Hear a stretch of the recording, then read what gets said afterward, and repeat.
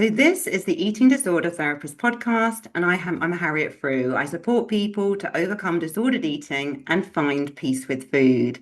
Now today I have a very special guest. I'm talking to Geneen Roth, and many of you will have heard of Geneen and likely love her writing and teaching. Geneen has written 11 books, including multiple New York Times bestsellers. She has led workshops and retreats attended by thousands of students, and she has appeared on Oprah, Good Morning America, and many others, and most importantly, has helped shape how multiple generations understand emotional eating, so people who once felt trapped now feel free. So Geneen's work has long examined the relational and emotional roots of disordered eating, and her new book, Love Finally, is out on April the 21st. And it explores the lifelong mother-daughter bond and how early attachment patterns can shape experiences of hunger, control, self-worth, and care, often resurfacing during midlife or in other developmental transitions. So in today's conversation, I'm going to explore with Geneen how inherited relational dynamics intersect with eating disorder patterns. Geneen will talk more about her own journey of healing, particularly in her relationship with her mother, and how today she has truly shifted old, distorted conclusions and stories held onto from the past, which were unconsciously shaping her life and worth, to now finding a place of profound healing and peace today. So if you're struggling with your own healing, with difficult emotions surfacing from the past, tangled up in old stories and beliefs, if you're longing to escape from the old patterns and to truly move forward towards a place of forgiveness without shortcutting the vital healing, then this episode is for you. I'm so looking forward to this conversation. Welcome, Geneen Roth, to the Eating Disorder Therapist podcast. Thanks so much. I'm really glad and honored to be here. Oh, well, thank you so much. And I feel it's a real pinch me moment for me because I think I read your Breaking Free from Emotional Eating about 20 years ago, along with some of those other self-help books, Feel the Fear and Do It Anyway, a lot of those ones that really sort of shaped my early life. So Yes. it's wonderful to have you here and to sort of feel it's sort of come full circle. Thank you. I love hearing that. Oh, yeah. Well, thank you so much. So I think you've not only inspired me with the food, but also with your career and how much work you've done. So you're very inspirational. So thank you.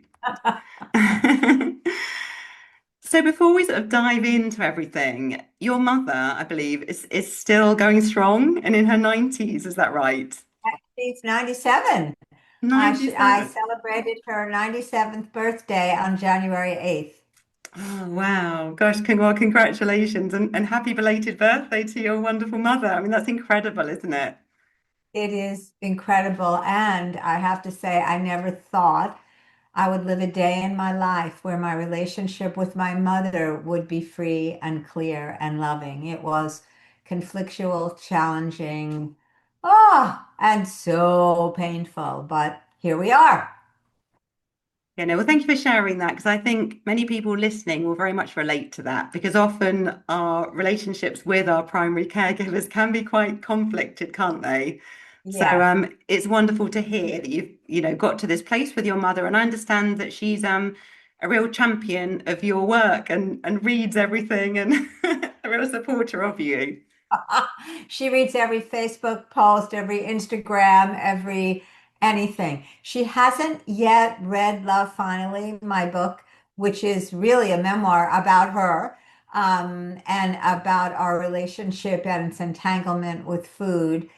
And actually, it was wanting to heal that relationship, which was the reason I started writing this book, because I didn't want to die hating my mother. I loved my mother, but I also loved hating my mother. Both those things were true. And I felt like I wore a badge of specialness. I am the child of a crazy, abusive mother. Crazy, and I use that word very loosely. But she was unhappy and lonely, and herself addicted to sleeping pills and not exactly diet pills. So she did encourage um, we didn't call it addiction then, but my reliance on amphetamines to lose weight. So to actually have this relationship with her now is miraculous. And Love Finally is about that process with her and what I learned and what I needed to look at. Yeah. Sure. Yeah, well, I think it's just will give so much hope to many people listening, because I think there'll be many people listening that feel in a very conflicted relationship, perhaps with a parent. Um, so let's just really sort of talk through your journey. So, as you said, in a way, when your mother, was bringing you up, she was had her own difficult relationship with food, and she, with amphetamines, there was transgenerational trauma. She was lonely, all kinds of things going on. But I know she was quite harsh on you, wasn't she? And impacted your relationship with food very much as a young girl and as a teenager. My mother was a fat kid. Her mother took her shopping in the chubby section of Macy's department store and really shamed her for being fat because my mother's family was quite poor. And they did have enough money to eat, but lived in a one-bedroom apartment with my mother and her sister, shared a bedroom, and my grandparents slept on the couch. And so both of them, my grandmother and grandfather, worked.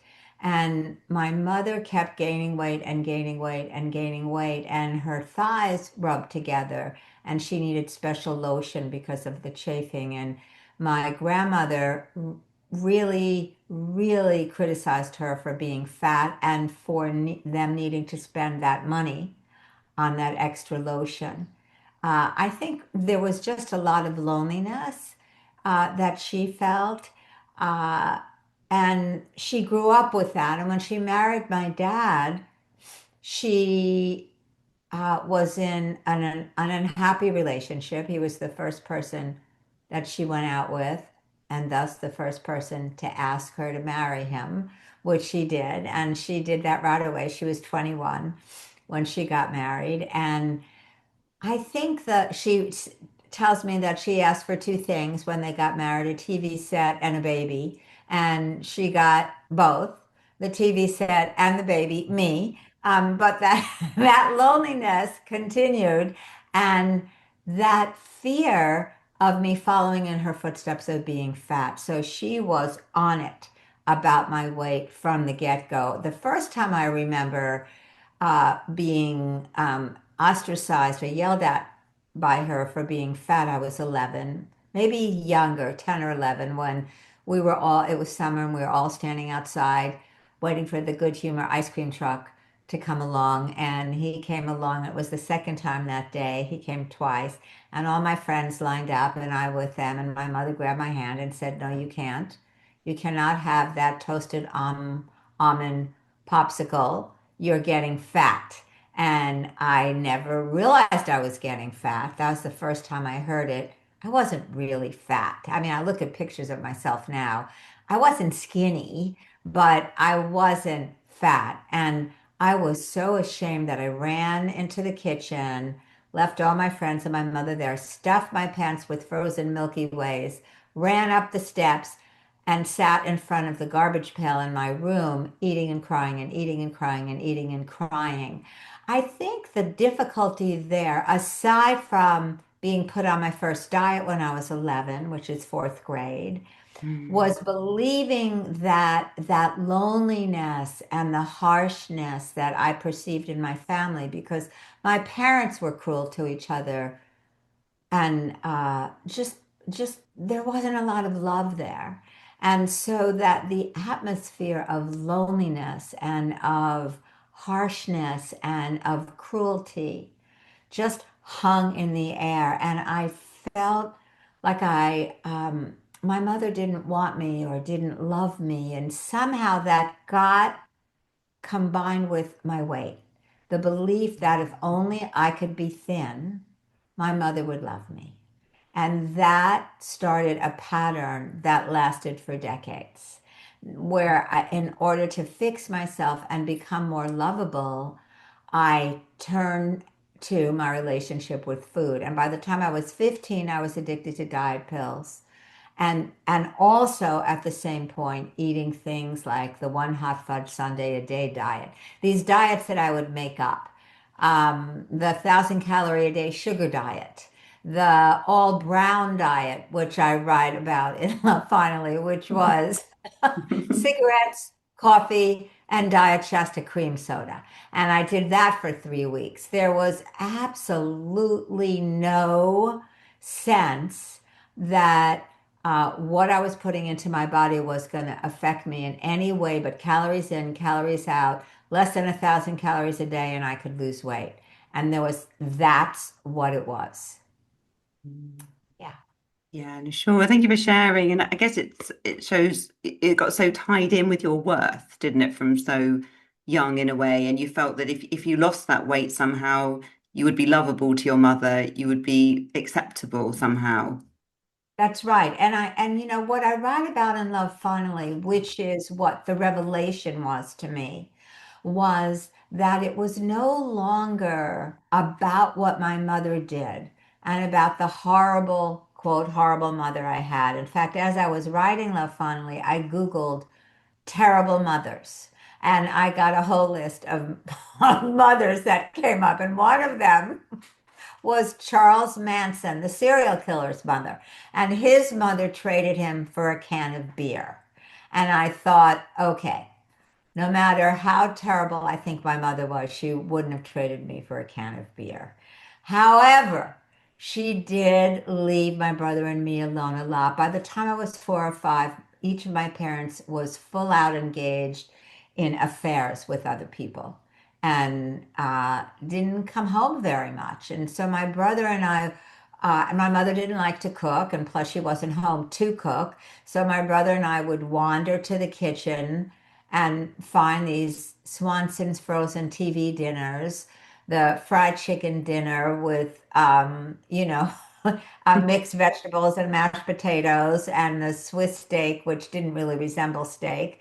But that's what we would eat. And then we would just load up on sweets. Oreos and Fig Newtons and donuts and ice cream. And, the sky was the limit because there was nobody there to tell Mm. us you should be eating differently. And so my eating habit, so to speak, started very early. And all I really ever wanted was sugar, because that's what I watched my brother and father eat, and they were skinny. And I thought, well, if I could be skinny, then I could eat entire rows of Oreo cookies and Fig Newtons. And so it didn't really occur to me, no, you can't, that's not actually how it's going to work. So I was always ricocheting up and down the scales. 10 pounds every week or two. And so by the time I was 28, when I'd been on a diet or a binge, and I didn't know what it was like to live a life without dieting or binging, I had gained and lost the equivalent of a baby grand piano in pounds, that much weight. But more than that, because this goes back to the question you asked me, Harriet, I came to some basic conclusions about myself very early on, based on my interpretation of what my mother said and did. Not so much based on what she did, but her interpretation. The Gabor Mate, the trauma big honcho, basically says it's not really what happened to us, it's what we made about what happened to us, what we believed, how we interpreted what happened to us. And my interpretation ended up in a bunch of beliefs about myself. I'm damaged. I'm wrong. I'm too intense. I'm not lovable. I'm irrelevant. I'm invisible. And we all end up with baskets of conclusions like that because we can't help it. Kids need our caretakers, and our caretakers aren't perfect. And, there's a spectrum of imperfection of caretakers, but nobody's perfect. And so, from that, like if one of my students' mother didn't pick her up from kindergarten when she was 4, and she felt abandoned. And that belief that I don't matter, my mother forgot about me, just got ensconced in her heart. And it was the lens through which she saw everything else. I don't matter. Yeah. And I think it's so key that what you're saying about our interpretation of those events, and then, like you say, the lens then that we look at the whole world, isn't it? Once you've kind of unconsciously, I guess, absorbed that belief, formed that belief as a child, I don't matter, then you're showing up in every situation, aren't you? Sort of viewing You the world are. through that. So that when a friend doesn't text you back immediately or even never texts you back, you see it through the lens of, I knew it, I don't matter. I'm unlovable.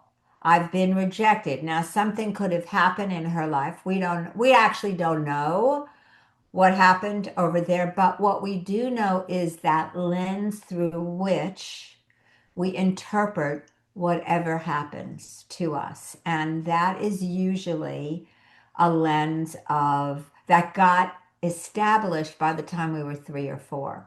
And that we don't really question because it's so darn painful to believe that I don't matter or I'm unlovable. What a 3 year old or a 4 year old does is push it down because it's too painful. 3 or 4 can't. I mean, how can you ever feel that? You can't. You don't feel it, but you push it down, but it's not like it goes anywhere. And it becomes what you see it becomes the filter through which you see life itself. And it's possible, and that's what Love Finally is about, to take off that filter, to have a clear lens by naming and feeling those conclusions. So I'd definitely like to come on to that. And I know your work with Coco, the lady, yeah, that really supported you. But to ask you first, I know like sort of your late 20s was quite a pivotal moment where you found you'd like lost and gained all this weight. And then you found Susie Orbach's book. And for the first time, you realized that the sort of connection perhaps with how food had been sort of serving you or helping you sort of survive and cope. Yes, I had believed before I read Susie Orbach's Fat as a Feminist Issue book.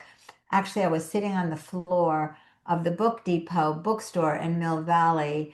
I really wanted to kill myself because I had been, as I said a few minutes ago, on either a diet or a binge every day for 17 years. And the self-hatred was so intense. I wanted to destroy myself. I wanted to demolish myself. And in fact, that's what it felt like I was doing with food. There were evenings, many evenings, after I'd been anorexic. There was a moment in my mid 20s where I felt like, okay, I'm going to be thin, and that's it. I read a book called Survival into the 21st Century by Victoris Kalvinaskis, and the 21st century, of course, seemed like a very long time away, but he talked about becoming a breatharian, somebody who just eats light and drinks silence. And I thought, what a great idea. If I only ate light and drank silence, guess what? I'd be thin. But there were certain steps to you had to take before your metabolism could ingest light and silence and turn it to God knows what. But I decided to take those steps, and they required eating only raw food for a while. And I, of course, as I always do, took things to the extreme. I don't know what he recommended. I only know what my interpretation was because I don't have that book Mm. anymore. And what I started doing was eating 150 calories a day, maybe a half an apple and a handful of cashews, jogging 4 miles a day. And as anybody would, I lost a huge amount of weight very quickly. Got down to 82 pounds, and I still thought I was fat.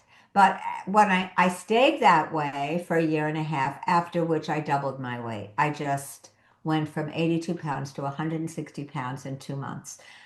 How did I do that? I never stopped eating. I'd Yeah.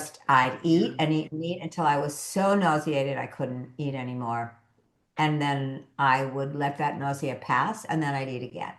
And so that's how you gain 80 pounds in 2 months. You just never stop eating, including the middle of the Mm. night. As soon as I would wake up, straight to the refrigerator. So it was at that point that I found Susie Orbach's book, because it was at that point where I realized I can't, that it wasn't really so much the food and the size of my body as it was the self-hatred that was Mm. so consuming. It was like I cut myself. It was like I was a cutter, but the way that I did it was with food. And I remember saying to myself as I was binging, you deserve this. More. Eat more. It was so intense. Now, what was that self-hatred from? It was from that conclusion that I formed when I was 3 or 4, that I didn't matter. What I didn't realize then was that the eating wasn't really about willpower, and that I wasn't crazy, that I was using food to express something I didn't know how to express any other way. And that's what Susie's book really helped me to see. And then from then, I was 28 then, it's just been a journey of looking inside. And so I did stop dieting, and a lot of the self-hatred stopped because I wasn't torturing myself with food after I stopped dieting. But it took all these many years from the time I was 28 until, you know, maybe 6 or 7 years ago. And that's when I started Love Finally. And that includes years of therapy, 40 years of therapy. Much of it was fabulous. And a lot of all those years, I went to India when I was 23 and started meditating then. And so all these years of meditation and spiritual practice, and I still didn't get to these very basic conclusions because they were unconscious. Mm. I didn't know how to. And when I was in therapy, somatic therapy, and as I said, it was great. I still ended up feeling like a victim of an abusive mother, and that she did me wrong. And look, something really did happen out there. My mother, and I tell the story of that in Love Finally, and also the trajectory of my mother realizing what she did and really apologizing to me. And it took me a while for me to actually hear that apology and forgive her, because as I said, I loved hating her. I'm ashamed to say that, but that's the truth. Um, but more than when I met Coco, who you mentioned, Coco kept saying to me, it's not about your mother anymore. Your mother could be dead and you'd still have these things going on. It's about you, your interpretation. There was no blame and no victimhood, and I hated it. It was like, no, I want to blame her. I'm going to keep blaming her. I like blaming her. It's good to blame people. All my therapists blamed her. I'm done. No, no, this isn't no. And so I, I argued with her. I argued with her for a really long time before I really, really had to fall on the sort of, okay, fine. It's about me. It's about what I'm telling myself because it's showing up in every situation of my life. Well, thank you for sharing that. I think it just brings comfort to us all, doesn't it? Like the journey of life is ongoing, isn't it? And we need sometimes, I think people sometimes give themselves such a hard time when they're not fixed in like a few months of therapy or something, but it's a life's work, isn't it? It certainly is. And the road is the journey. There is no there. There really isn't. Because what? You arrive there and then you die. And so what what's the point? I mean, everybody is gonna die, yes, that's true, but there is no arriving because this is ongoing and constantly learning. And I am always learning. And, one of the things I realize is, which Coco said to me, that the universal paradigm is there's a way it should be, this isn't it, and someone is to blame. And I pretty much walk into every situation like, there's a way this should be, and this isn't it. I don't like you, and I don't like you, and I don't like this, and I'm an introvert, and why did I even come to this party?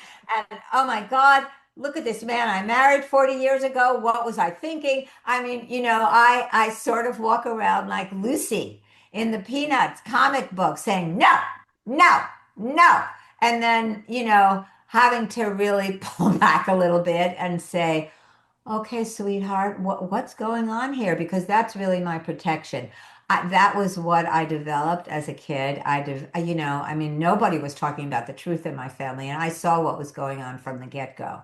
My brother, bless his heart, and his survival mechanism was to just be dazed and pretty much go unconscious. Mine was to have antenna at 360 degrees so I could see everything, hear everything, try to control everything, which actually didn't work so well.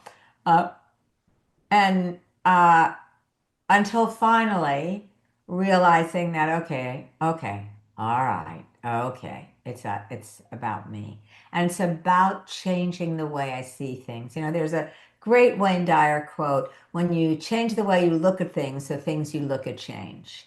I love that. But whenever I read that quote, I'd always think, okay, Wayne, that sounds good, but how the hell do you change the way you look at things? You don't just say to yourself, okay, good, I'm going to do a lot of affirmations, and then suddenly I'm going to feel valuable and worth it. And it doesn't work because then, and this is, I think there's a chapter in Love Finally called Sugar on Shit.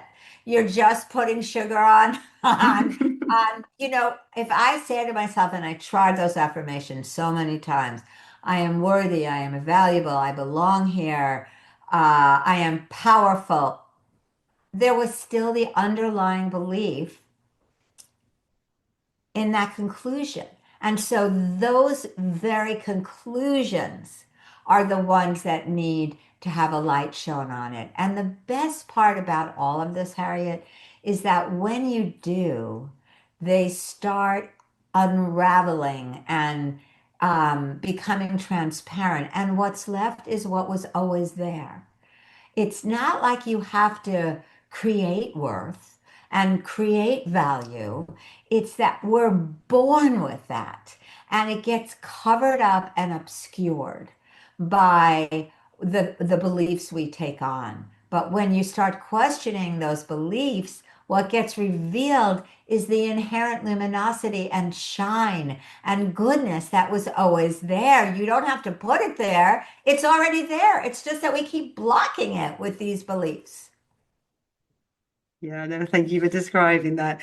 And do you think with Coco, was it something about her approach that was very unique, or was it about the timing was right for you, or a bit of a combination? Great question, because I've often thought that, I was in a spiritual school for many years before meeting Coco, and then had lived in India and the whole shebang. I think what was true is that I was ready. I had tried everything. I had blamed everyone around me. I had blamed everyone for everything and had tried everything. And I still woke up, as my friend Ken would say, something's wrong and someone's to blame. I still woke up. I mean, I said I'm often like Lucy, who's like, no, no, no, no. But then I used to swing between Lucy and Eeyore from Winnie the Pooh with my tail between my legs and my ears down. Oh, woe is me. Something's wrong. The world is against me. And with this melancholic kind of sadness. And I still wake up with that sometimes. That was the atmosphere that was most familiar to me when I grew up. And so it Mm. takes me a while to kind of get it. This isn't the present moment. And what I talk about is learning to be on your own behalf, learning to be on your side, being authentic, or, this is a little cliche, but being the one you're waiting for, being that one, because they're not coming. The cavalry isn't coming. They're not coming to save us. bummer. Darn. I married somebody who, when I met him, said to me, I'm going to love you like nobody's ever loved you. And he has. But that didn't fill the hole of Mm. valuelessness and worth. First of all, because it was mine, not his. And second of all, I would have been in trouble if it did, because then I would have needed him every single second to be filling that hole and utterly dependent on somebody out there. So it was an inside job, which I didn't like, but also at the same time, I realized was the only way through. Mm. Yeah. So there's definitely something, I guess, all of that work that you had done before led you to that point. And there was something about meeting Coco and the timing and just being more ready for surrender, I guess. It sounds like you fought the process, but you you did go with it. I did. Did. I wasn't going down easy. When I met Coco, I said, you know what? I'm not going to be snookered again. I felt like I had gotten snookered so many times that I was like, oh no, not another teacher saying another thing. I'm done. I'm through. I'm over it. Enough. Um, but there was also something about her because she's 87. She's almost blind. She has macular degeneration. She has never complained about anything. I've known her for 6 or 7 years at this point. I've never heard her complain about anything. When I stopped complaining, and I wrote a Substack piece about this, it's called When I Stopped Complaining, and the subtitle was My Husband Asked Me If I Had the Flu. So there's that, like, what? You're not complaining? Everything's okay? What? But to be around somebody who there's a kind of contentment and a brightness, and just seeing the possibility of that day after day has translated to this body mind vehicle, this physical vehicle of mine, feeling more contentment than I've ever known in my life through being able to question what keeps me from it, Mm. Yeah. which are these conclusions. Mm. And the process of questioning those is one I detail in La Finale. Yeah. Mm. So could you say even a little bit more about that? Because is there a six-step process for doing that? To You read the book, Harriet. I am impressed. Sometimes people interview me and they're like, I can tell they're kind of skirting around the edges of, oh, so the book is called Love Finally. What do you mean by that? And then they'll ask me, and the subtitle is Untangling the Knot Between Mothers, Daughters, and Food. What might you mean by that? And so I can tell that they're kind of read the front cover, the back cover. Yep, done.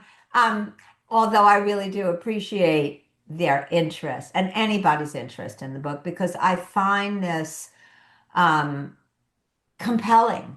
That's why I've written this book and so many other books about the inner world, really, about working through things that you basically think and believe are unhealable, unworking throughable. That there were so many times where in my life I felt like I'm doomed.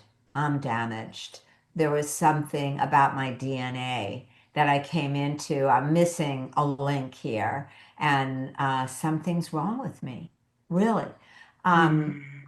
so I've learned to question that. And the six-step process is one that was developed by a man named Diederik Walsack. And it's about questioning our basic conclusions. And so we've gone through a couple of the steps. The first one is anytime you're feeling uncomfortable or irritable or angry or sad, there's a trigger. So there's a recognition, okay, I'm triggered.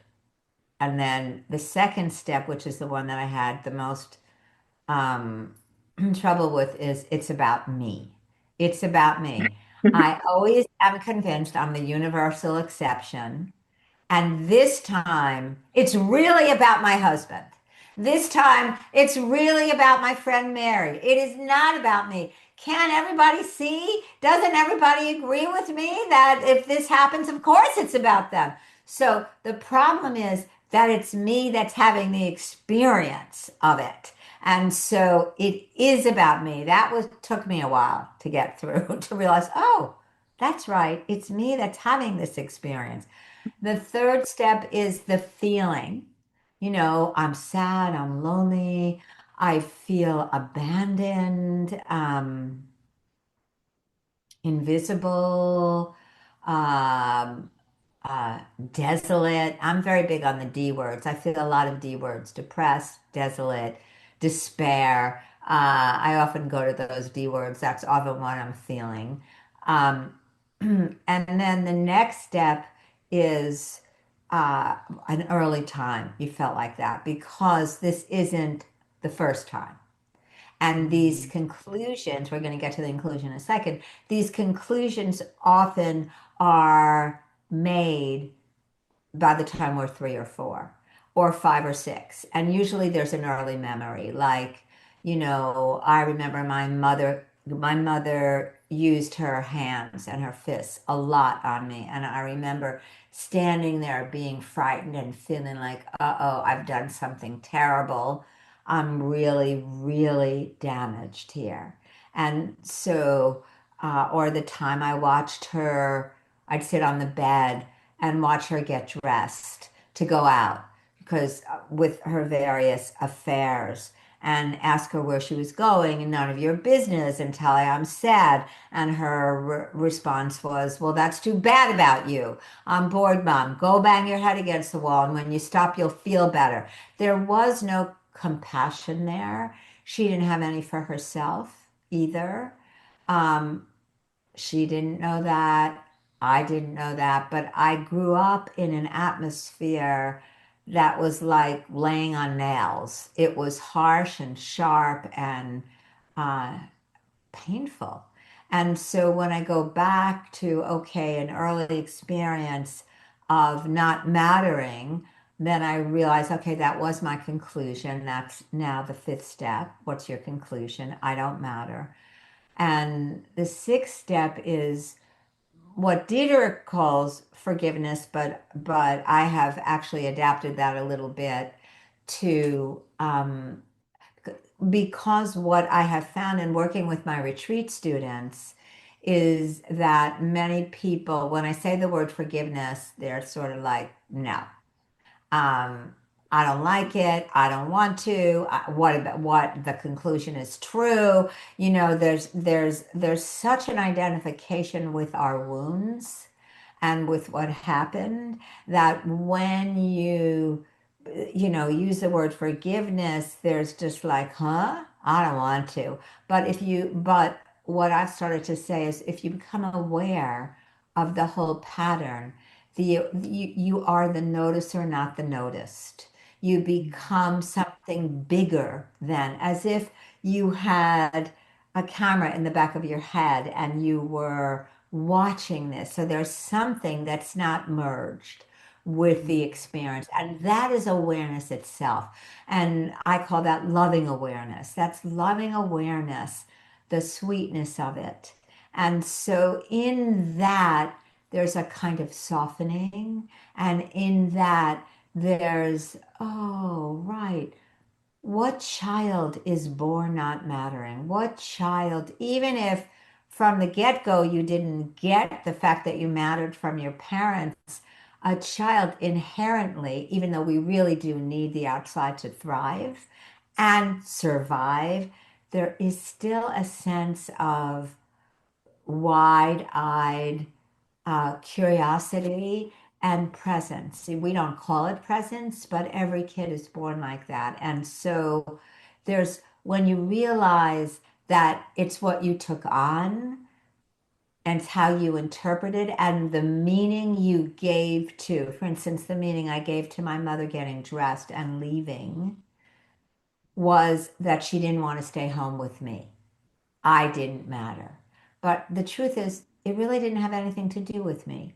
It had to do with her loneliness. But to actually wedge in there between the meaning I gave to an incident and the incident takes a lot of kindness toward myself because it's painful to feel like I don't matter. But once you go through that process, then there's a lightening and a transparency and a, oh, I'm here. And it's not like it ricochets to the other side, like, oh, I do matter, but there's a feeling of mattering because I'm me, I'm here, I exist. No, wonderful. Thank you for sharing that. And I love actually that loving awareness because I think even those words just give a softening, don't they? And a feeling of kindness and compassion. And that is what so many of us are missing. I really missed that in those binging days where I would be saying, good, more, hurt yourself more, go ahead. It was because I felt like I deserved it. And there was no kindness and there was no compassion. Um, but to actually start realizing that with a loving awareness and that softness, there's an unfolding, sort of like a peony opens petal by petal by petal by petal. We start opening and it's beautiful. Yeah, thank you for describing that. And I'm guessing with this 6 step process, we're not going to have to do it once. It probably takes a few No, rounds. no, no. But I'll often say to my students, and I think I say this in the book too, what else do you have to do? I mean, it's not like whatever you're doing is not being pervaded and filtered through one of your conclusions. So you might as well untangle it and let it go because it's affecting you anyway. You might as well just go straight for it. It's not like it goes away if you don't pay attention to it. On the other hand, what you pay attention to grows, and attention is the way you bless yourself with love. So when you take your attention particles from out there to what everybody else is saying or doing, and you bring it back here, and I recommend that everybody spends a couple of minutes a day just breathing. What I do is put my index finger and middle finger on my heart just to, feel that. And I often call myself sweetheart. Stephen Levine, the Buddhist teacher, used to say the great American mantra was, oh shit. And, instead of that, I say, oh, sweetheart. Hi, darling. Even when I stub my toe, I used to say, ah, and now I say, oh, I'm so sorry. I'm sorry. So, that kind of automatic kindness, which so few of us have shown to ourselves because of these basic conclusions that we have no value, we don't belong here, we're damaged, something's wrong with us, like that. Mm. Yeah, well, thank you for sharing. I think it's very inspiring as well because I think just listening to you myself, actually, I feel engulfed in that compassion and kindness. And I think it just shows how much power our words have, don't they? Um, They really do. And, feeling them because I'm quite mental. I can look like I do everything, but really it's through my mind. So if I just drop down into my heart and remind myself to feel it, just feel it because I can't remember what the neuroscientists say about how long an emotion lasts if you don't attach to it and hang on to it. It's really from a few seconds to a minute. But because we don't like it and we resist it, and that's the other thing I want to say is the resistance we have to so much. We want it to stop, we want it to go away. But that very thing keeps it around. For those who took EST way back, in the early days, one of their sayings was, "What you resist persists." The hardest thing for people to realize is that when you judge something, it keeps it there. Not only is it Mm, painful, but the very desire for it to go away makes it solid enough to make it into something that just stays there till you're willing to show it some kindness and mm. openness and what I call allowing. You just allow it to be there. And if you're not engaged with it, so this is what meditation also teaches you, but you don't need to meditate to learn this. If you're not engaged in the story of it, but you just allow it, then it just comes to pass and you're free again. Yeah, and I think real words of wisdom there, because I think as well in our information age, and I find with so many of my clients now, they absorb so much information and they're thinking about everything so much, but so disconnected from the body. And I think it's a great reminder to us all, isn't it, about actually, yeah, getting back into the body, feeling, opening the heart, not resisting, breathing. Right.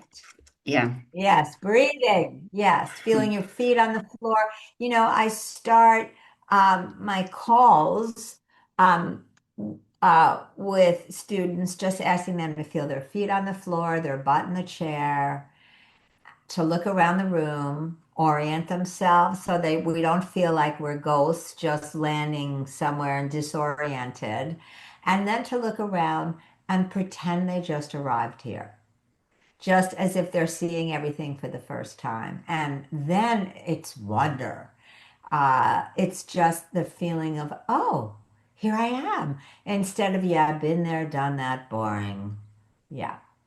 Mm. Yeah, no, I love the word wonder as well, actually. I think it always just takes one back to the sort of childlike capturing of the world, doesn't it? It does. Yeah. It really does. Yes. Mm. Yeah.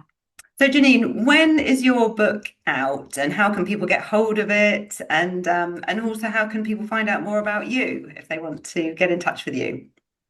The pub date is April 21st, but people can pre-order now, and I would encourage people to do that, to pre-order. And the way you can find out about that is either go to my website, geneenroth.com, or go to any bookseller. Of course, it's on Amazon, posted on Amazon already. Love Finally is what it's called, though I see it in the background. I finally realized, oh, I should put these, they're not hardbound books, but I should put them back here to remind myself we're talking about my book. And one of them is just sort of like has so much light on it, you can't really see it. But anyway, it's called Love Finally. The pre-order link is on my website, Geneen Roth. That's with a Geneen. And you can order it from there. They can go to my Substack page. It's called Cookies and Consciousness. And there's a pre-order link there. Hopefully, there's a pre-order link everywhere because we are encouraging people to pre-order it now.